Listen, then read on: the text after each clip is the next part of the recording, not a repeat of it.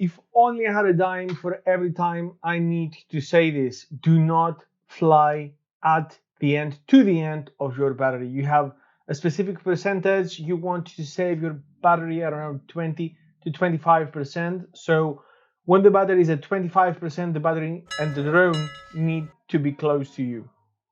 Now, you need to give yourself enough time. You need to give your drone enough time for it to come back and land safely. When a drone says it has like 7 minutes, 10 minutes of flight time, well, in reality, you don't have that because you want to save a percentage for your drone. You do not want to max it out. Batteries are preserved a lot better, around 20 to 25%. That varies depending on your manufacturer, but you can find out more on the manual that you should be already knowing ages ago before you buy your drone.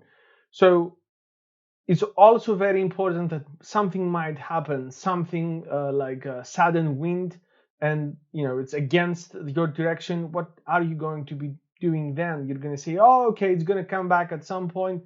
I mean, it's not going to come back at some point. You need to have, in my opinion, at least 30 to 40% before it lands, or to save the shots near you or as close to you as as is possible. uh,